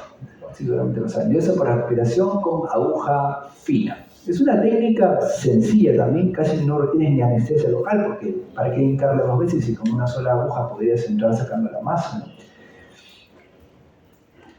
La ventaja de la biopsia de aspiración con aguja fina es su sencillez, su rapidez diagnóstica, pero la desventaja es que pues, está limitada a zonas que sean accesibles, un ganglio, una masa en la mama. Hoy con la ayuda ecográfica podemos mejorar su sensibilidad utilizando para el abordaje imágenes de ecografía que te permitan llegar con precisión, sobre todo cuando hablamos de biopsias de aspiración con aguja fina que podrían ser a ciegas, ya sea por ejemplo una masa hepática, ¿no? O como en el ejemplo una masa pulmonar. La aspiración con aguja fina guiado por ecografía nos permitiría también, por ejemplo, mejorar nuestra sensibilidad diagnóstica cuando uno accede a lesiones que son quísticas, ¿no? Porque podríamos solamente aspirar agua y algunos hematíes. Entonces, nos permite, de hecho, cuando hacemos la biopsia guiada por ecografía, tener más certeza diagnóstica. Ventajas: técnica barata, rápida, bajo riesgo, evita cirugías innecesarias, disminuye el número de ingresos hospitalarios porque es ambulatorio y se puede combinar este material líquido con otras técnicas de procesamiento diagnóstico como por ejemplo la citometría de flujo. No sé si está en esta clase, en la que viene, pero les adelanto un poquito. La citometría de flujo consiste en el análisis de las células extraídas de la sangre, generalmente es un material fluido, a las cuales se les hace pasar por un haz de rayos láser que incide sobre determinadas moléculas de la membrana celular y se recoge ese haz de luz refractado en unas pantallas especiales que censan, por ejemplo, la existencia de CD19, CD20, CD29, cualquier tipo de moléculas previamente marcadas en la célula.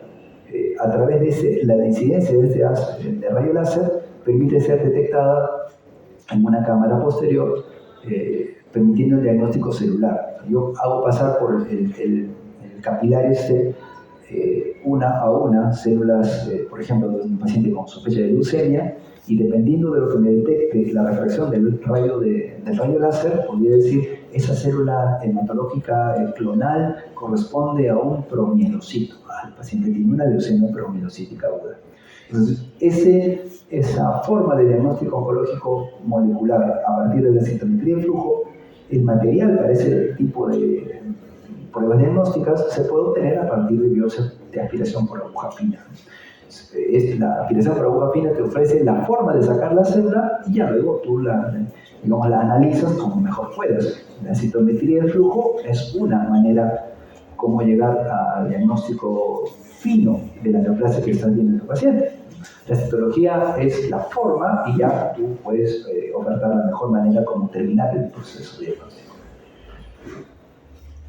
También cuando tienes una muestra suficiente de células obtenidas por aspiración con aguja fina, podrías incluso centrifugarlas y hacer restricciones de inmunistoquímica, que usualmente se hacen para tejidos sólidos, ¿no? Pero bueno, esta técnica te la podría ofrecer. Tiene también desventajas. No ofrece un diagnóstico de certeza porque en muchos casos la aspiración con aguja fina nos da básicamente detritos celulares, hematíes y uno que otro glóbulo blanco nadando por ahí.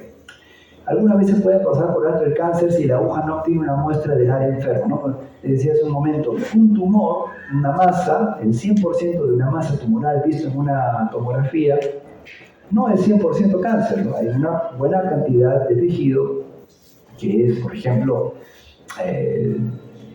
¿cómo se llama esto? El estroma. Entonces, tú podrías hacer que tu aguja solo aspire fibroblastos y cosas así, que al final no son cancerosas y no vas a poder analizar. Tiene esa desventaja, ¿no? O de repente, como decía, puede ser que solamente aspiremos líquido, o como en el caso de la paciente. Teníamos 3 litros, mandamos los 3 litros a patología y había solamente agua y algunos leucocitos y glóbulos rojos. No había células cancerosas desprendidas ahí. Tiene sus desventajas también. Y no provee un diagnóstico, si no provee un diagnóstico, realizar un segundo intento o un tipo de representación final, a veces podría pasar que, bueno, ¿sabe qué? Le hicimos su biopsia de presión de la aguja fina de la tiroides, pero no me salió nada. Tiene igual que hacerse otra biopsia. Son algunas desventajas que podrían haber con la aguja fina. Indicaciones, ya les decía, cualquier masa que esté accesible. Tiroides, mama, ganglios, por ejemplo. Biopsia de tejido. Esta es una biopsia así ya con aguja gruesa, también se le llama biopsia con aguja gruesa, porque la aguja efectivamente es más gruesa. Ya no saca, ya no aspira células, ya no chuponea células, sino que saca tejido, saca trozos, segmentos tumorales que van a tener otro tipo de análisis en el laboratorio de patología. Ya no es una tinción con un bronte, una portaobjetos, sino que se tienen que hacer cortes que es un poco más complejo, pero te va a ofrecer una ventaja notoria con respecto al tipo de células que tú ves en una aguja por aspiración, en una célula por aspiración. Bueno, esto es el procesamiento. No es necesario que nos memoricemos los pasos. Lo que sí quisiera que tengamos en cuenta es que muchas muestras pierden calidad por el poco celo que tenemos al enviarlas al patólogo. Entre el momento que sacas la muestra y el instante en el que el patólogo pone la lámina por objetos para su análisis, hay muchas cosas que considerar. No recuerdo exactamente el número del porcentaje, pero recuerdo que en alguna de las conferencias estas de onco, los patólogos decían que, no sé, el 30% podría ser de muestras analizadas en centros de alta complejidad, las muestras habían sido mal procesadas, en el sentido de mal aclaradas, mal fijadas, mal deshidratadas, mal impregnadas, mal teñidas, porque todos los productos que ellos van a ver, o la mayoría de ellos, son proteínas. Es una proteína del receptor de membrana, es una proteína del mediador celular, el segundo mensajero, es una proteína la que está dentro del núcleo. Y si no hay una preservación de esta calidad de las proteínas, la interpretación va a ser errónea. Entonces no se trata solamente de sacar la muestra con la mejor técnica, sino de tener la preocupación de que esa muestra sea bien manipulada. Hay que considerar rangos de temperatura, concentraciones del alcohol, minutos o segundos en los preservantes de procesamiento. Es decir, para quienes tengan en su momento la oportunidad de dirigir estos tipos de procesos, hay que ser cuidadosos con el celo respecto de los procesos propiamente dichos, para poder garantizar que el patólogo va a dar una interpretación real de lo que existe en la masa tumoral del paciente. Podría ser que nos diga, mira, receptor de estrógeno negativos, cuando ese negativo es reflejo de que se ha degradado el receptor de estrógeno por una mala manipulación. O sea, la importancia, esta lámina estaba por sacarla, pero no me importa a mí los pasos, pero lo que sí quisiera rescatar es la trascendencia que tiene el conservar bien la muestra, porque en función a eso yo voy a ver si mi paciente recibe o no determinado tratamiento. Les decía que hay ya una diferencia importante respecto de la biopsia de aspiración con aguja fina, porque, por ejemplo, en la aguja fina yo no puedo obtener más que un aspirado de células, ¿no? Estoy chupando y luego las pongo en el microscopio y veo, mira, en esa masa había células cancerosas porque yo las estoy viendo acá. Sin embargo, la aspiración con aguja gruesa te ofrece el tejido. No solamente voy a ver a la célula maligna, sino la forma en la cual estaba organizada en el ganglio de esa persona enferma o en la mama de esa persona enferma. Entonces nos ofrece ya la posibilidad de discriminar. Ok, sí, en la aguja fina podría decirnos, hay células compatibles con linfoma. Podría ser cáncer. La aguja gruesa nos da, bueno, sí, no solamente hay células compatibles con linfoma, sino que además están organizadas en un patrón difuso. Es un linfoma difuso o es un patrón folicular, ¿no? Y la diferencia en pronóstico y obviamente de tratamiento es muy amplia en estos dos casos. La aspiración con hoja gruesa, la biopsia Trucat, es una biopsia de tejido, más que celular. Y vamos a mencionar algunos, siempre metiendo cada vez un poquito más en complejidad, a decir que luego vino la histoquímica, que consiste en evaluar por reacciones químicas la composición celular en las células que vamos a evaluar. Sobre todo esto nos servía cuando lo que buscábamos era depósitos de glucógeno, depósitos de amiloides, depósitos de elementos químicos que me podrían dar un índice de hacia qué tipo celular me estoy enfrentando. Y luego ya vino la inmunohistoquímica, que viene a complicar más las cosas, pero a favor nuestro, porque gracias a la posibilidad que tenemos de ligar un cromo, un color, a un anticuerpo específico, que sabemos que solamente se va a unir a determinada molécula en la membrana del paciente, yo puedo decir si es que el paciente porta o no un CD20, por ejemplo. Pues yo puedo, hasta antes de la inmunohistoquímica, yo puedo decir que el paciente tiene un linfoma difuso, porque veo el patrón del linfoma. Pero no sé si ese linfoma difuso es por un linfocito B, T, NK, si ese linfocito B es un CD20 positivo o no, porque le podría o no dar un tratamiento anti-CD20. Entonces, acá ya usamos anticuerpos monoclonales generados para ligarse a un receptor en particular. Y lo detecto en la medida que ese anticuerpo va ligado a un reactivo de color. Si el reactivo de color, en la mayoría de los casos, es un color marrón, lo consigo visualizar al microscopio, me está delatando la existencia no del color, sino de un antígeno particular, porque si mi anticuerpo fue anti-CD20 y observo una reacción colorida, me está diciendo que el linfocito que genera ese linfoma ofrece CD20. ¿Y quiénes son los que ofrecen CD20 en la membrana celular? Son los de estirpe B. Entonces le doy un tratamiento anti-CD20 para un linfoma B. Entonces, la utilidad del anticuerpo monoclonal se emplea en el diagnóstico de patología para ligar ese anticuerpo, que yo sé que se va a unir a un antígeno muy puntual, ligo ese anticuerpo a un reactivo de color de manera que me da la garantía, en primer lugar, de que es una célula cancerosa de estirpe B, y en segundo lugar, que le voy a ofrecer un tratamiento para ese antígeno. Va de la mano el nivel de complejidad en patología con lo que hoy se puede ofrecer en la práctica oncológica clínica.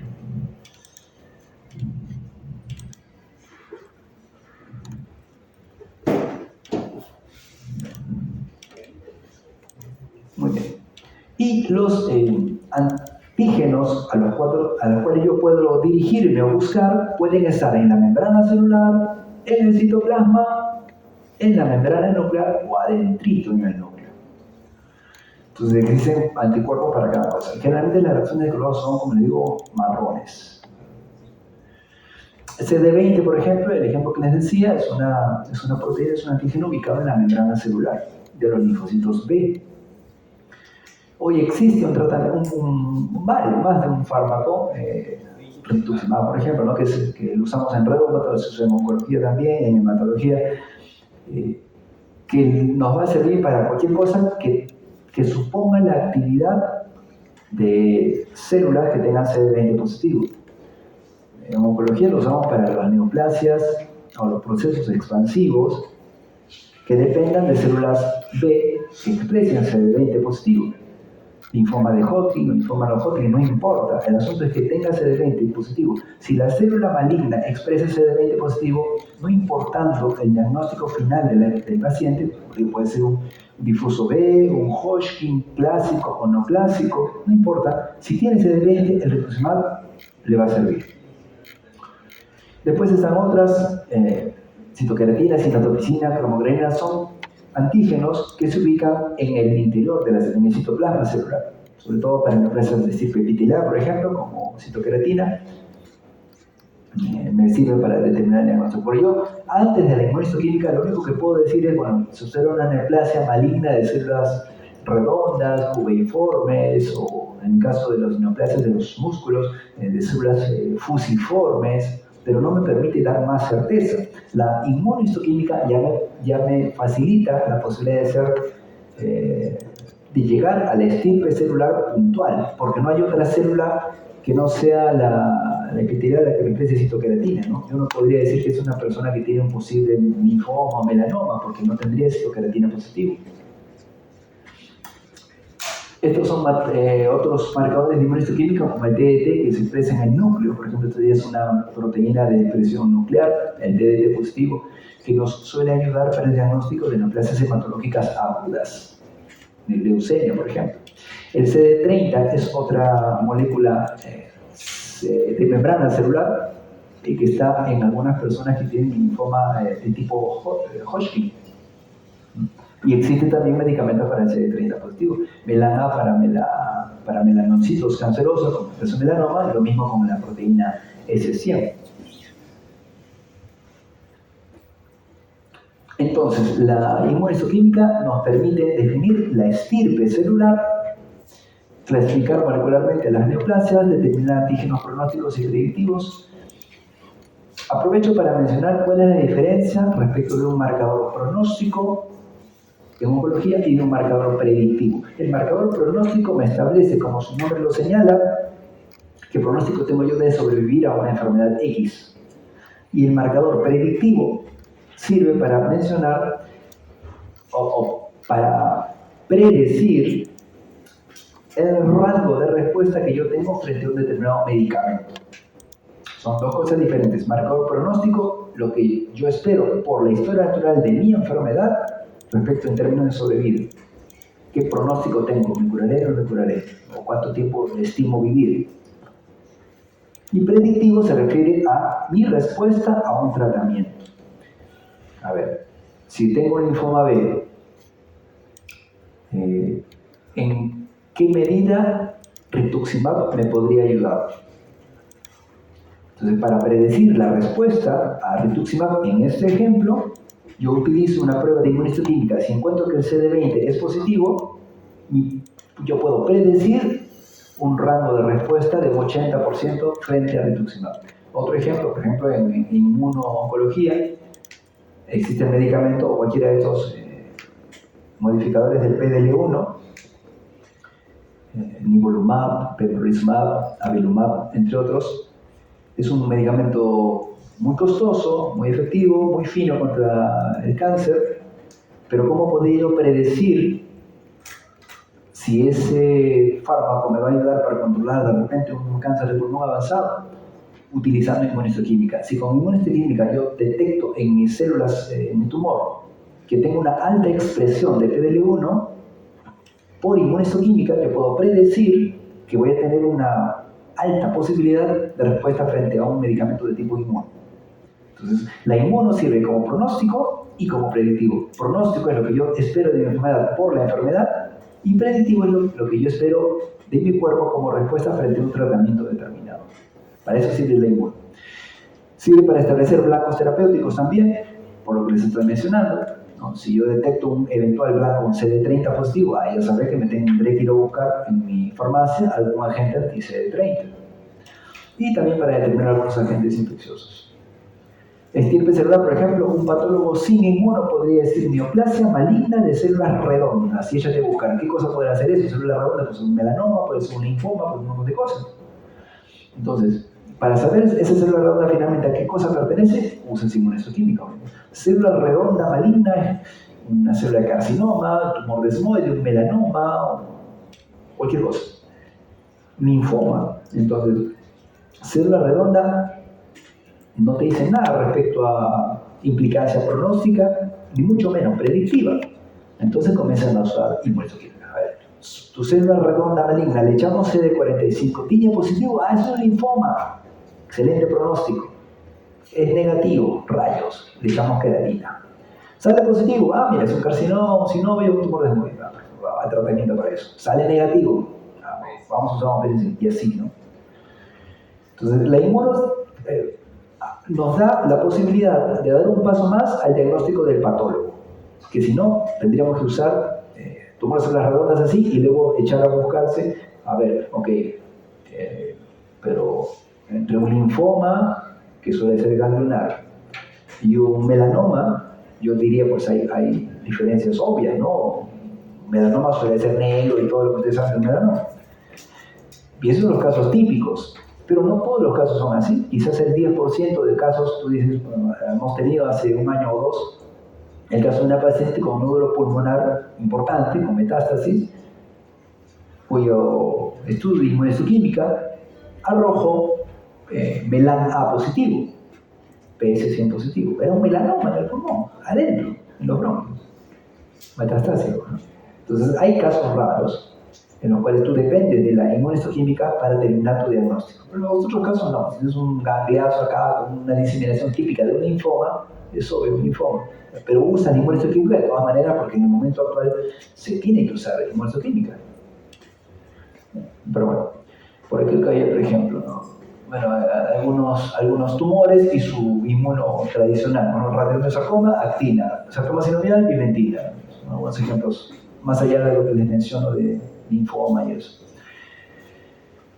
Este es otro caso, la neoplasia sarcomatoide. ¿Ves las células malignas en forma de uso? Esto es un sarcoma, ok, vamos a ver. Queratina positiva es un carcino, PS100 positivo es un chanoma, neurofibroma, melanoma de repente. Si es CD34 positivo, un Kaposi. Si es actina positivo, tejido muscular, un sarcoma muscular de cualquier órgano. Entonces, esta es la utilidad de la inmunohistoquímica. Te afina el diagnóstico patológico con fines pronósticos y predictivos. Por ejemplo, en el caso de una paciente con cáncer de mama, el reporte del patólogo inicial antes del inmuno, el carcinoma ductal típico, ¿no? Y la inmuno te permite señalar, por ejemplo, que tiene receptor de estrógeno 70%, progesterona 15%, CR2 negativo y KI67 20%. El KI67, muchachones, es una proteína detectable por inmunohistoquímica y que te señala velocidad de crecimiento tumoral. Generalmente bajo 5% te señala que es un tumor de crecimiento lento, una neoplasia indolente. Les dije, creo, la vez anterior que tenemos una paciente en seguimiento con un linfoma no Hodgkin, ya como 10 años de seguimiento, sin ninguna manipulación terapéutica, porque tiene un KI67 de 2%, una cosa, es un tumor, la paciente tendrá a esas alturas 75 años por lo menos, o sea, se va a ir de cualquier cosa menos de su linfoma, ¿viste? Pero tiene un KI67 bajo, indolentón, ¿no? Es un tumor maligno, pero ahí está. KI67 entre 5 y 10, 15% es un tumor maligno de un crecimiento moderado. Eso ya no te aguanta observación, eso ya tienes que hacer algo. Y KI67 sobre 15, más 20%, ya es un tumor de crecimiento rápido. Peor, ¿cuáles tumores se imaginan que tengan la velocidad de crecimiento más alta? ¿Los abdominales? Germinales. ¿Otro? Hematológicos, leucemia, por ejemplo. Esos tienen KI67 de 80, 90, 100%. Son rapidísimos. Ese es el KI67. Y lo sacamos por inmunohistoquímica. Una manera indirecta de saber el KI67, no sé si está escrito, ¿no? Es una cosa que uno observa, es la deshidrogenasa láctica. Porque usualmente, les dije hace un ratito, ¿no? Los pacientes que tienen DHL muy alta suelen tener KI67 también alto. Es una manera indirecta de pobres. Cada marcador de KI67 cada marcador de inmunohistoquímica en cualquier consultorio particular de patología debe estar alrededor de los 300 soles. O sea, acá nomás hay 1200. En un hospital debe estar, no sé, la mitad o la tercera parte, pero no son baratos. Y les comento esto porque cuando uno tiene un tumor de primario no conocido, me ha pasado, hemos recibido pacientes con tumores, o sea, he encontrado una masa, no recuerdo si era en el hígado o en una zona abdominal.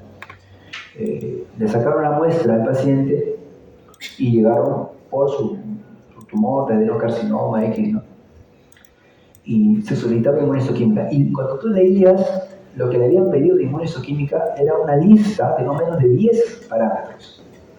Pedían, no sé, estrógeno, progesterona, nitroglicerina, todo. Inmunistoquímica un montón, pero 10 por lo menos marcadores tumorales diferentes. Y uno podría entender, en dos escenarios, podrías entender que alguien tira tantas inmunistoquímicas. La primera, que no tienen la menor idea de qué está buscando, ¿no? Disparas a todos lados a ver quién cae. O sea, pides tanta inmunistoquímica. No se tiene la menor idea de quién es el culpable.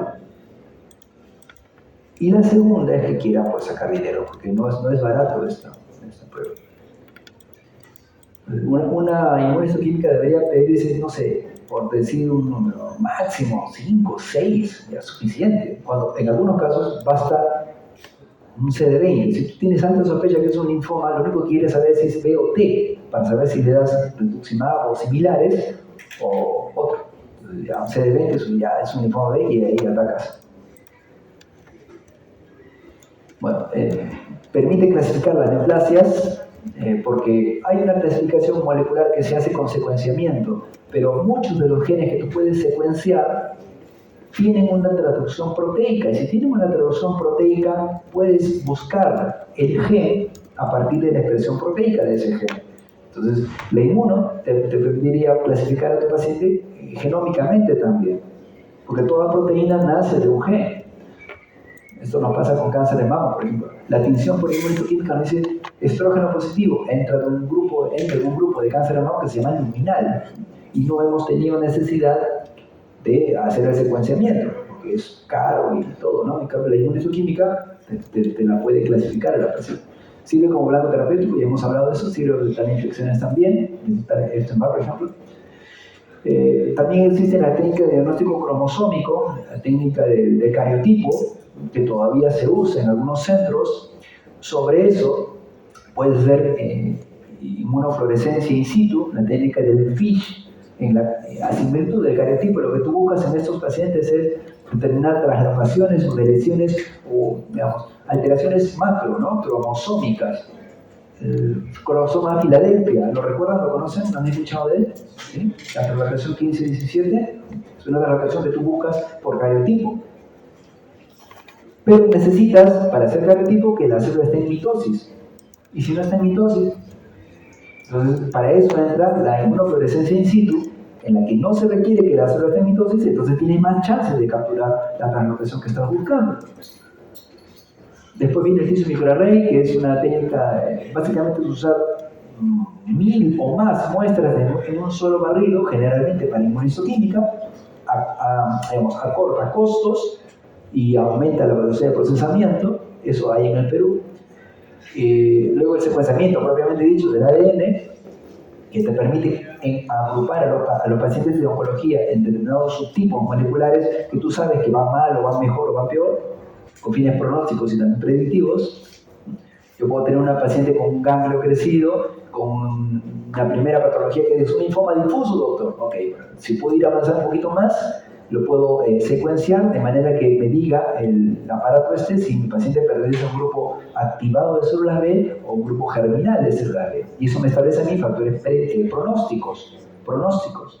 Y en función de sale una característica del pronóstico, mi opción de terapéutica va a ser diferente, mucho más agresiva. Paciente nos vamos a trasplante de médula ósea, por ejemplo. Secuenciamiento genético, que hoy en día se hace por reacción de cadena de polimerasa, y nos permite, como digo, agrupar a los pacientes en determinado grupo. Hay un nivel de concordancia entre el secuenciamiento y la inmunistoquímica, y es alto. O sea, hay un 93-95% de correlación entre el tipo de acuosidad diagnóstica que yo puedo obtener por secuenciamiento versus inmunistoquímica. Si tienes un buen panel de inmunistoquímica, puedes acercarte mucho al diagnóstico molecular del paciente sin tener que llevarlo a estudios más complejos que generalmente no hay en el país. Una comparación entre la inmunistoquímica, la técnica de FISH y la cuantificación de PCR. Esto no importa mucho, vamos a avanzar. Este es el resultado de la paciente que les mencioné que tenía cáncer de pulmón avanzado, chica joven. Se le hizo el análisis de todos estos genes y se encontró puntualmente una mutación. Miren, simplemente esta chica tiene 40 años, madre de 3 hijos, esposa de colega, no fumadora, se le encuentra por un derrame pleural. Ellos habían ido de vacaciones no me acuerdo, en Navidad, de hace muy poco tiempo, se fueron de vacaciones a la sierra, ellos son de allá, y llamativamente a la hora que están subiendo a la altura, ella comienza a tener falta de aire, ¿no? Cosa rara porque ellos son de allá, no tendría por qué tener estos signos de falta de oxígeno. Y le hacen la radiografía y le encuentran un derrame pleural masivo del lado izquierdo. Bajan nuevamente a Lima y ya con el líquido evacuado sacan una tomografía y encuentran varios nódulos pulmonares. La evaluación de estos muestra un adenocarcinoma. Se hizo el secuenciamiento y arrojado que todos estos genes evaluados, los generalmente asociados a cáncer de pulmón, están bien, excepto en el eje FR, un cambio en la ubicación de alanina por glutamina, y esto generó un cáncer, ¿no? O sea, tienen una cosa tan puntual, pues digo, uno a veces el orgullo de la juventud, el dinero, lo que sea, es tan volátil, porque solamente un par de aminoácidos cambiados de ubicación genera que esta paciente, con 40 años, profesional de la salud, con hijos, una familia muy bonita, esté ahorita a meses quizás, ¿no? A meses. Es una cosa muy puntual. Este diagnóstico es posible hoy en día, esto se ha hecho acá en Lima, pero bueno, es la cosa que tienen. Había una lámina en la cual pues se borró, pero señala al patólogo como un guía, ¿no? Bueno, se perdió. Pero la idea es que en patología ayuda mucho a refinar el diagnóstico en oncología, pero al final la decisión la tomamos nosotros. Recuerden, creo que les comenté también el caso de esa chica, de esa señora, a la que se le dentó células en anillo de sello en el ovario, 41 años de edad, y fue tratada con un cáncer de ovario y no le fue bien. Y un par de años después se encuentra que las células en anillo de sello en su ovario habían partido de estómago. Entonces el patólogo cumple con decir carcinoma con células en anillo de sello en el ovario, pero no significa que sea ya cáncer de ovario, porque para eso está el juicio clínico. ¿Cómo un cáncer de ovario de una chica que no es obesa, que tiene varios hijos, ¿no? Que no tiene la citis? Qué raro, pero no se dieron cuenta, no nos dimos cuenta, y se trató con cáncer de ovario porque el patólogo dijo cáncer de ovario y la señora fue mal, recibió 1, 2, 3, 4 líneas de quimio y ninguna funcionaba. Qué raro. Años después salta ya el tumor gástrico inicial, la paciente fue maltratada porque se consideró que era un diagnóstico erróneo. O sea, la patología ha avanzado mucho y nos ofrece bastante opción de tratamiento, más fino, incluso muchos de estos sin quimioterapia. Pero hay que saber interpretarlo. Hasta el patólogo, hasta el reporte del patólogo se somete al juicio del clínico. Por eso es muy importante, asumo que también en otras especialidades, el conocimiento de la historia natural de la enfermedad para que pongan a todos en el orden y en la importancia que amerita. ¿Alguna pregunta sobre esta parte?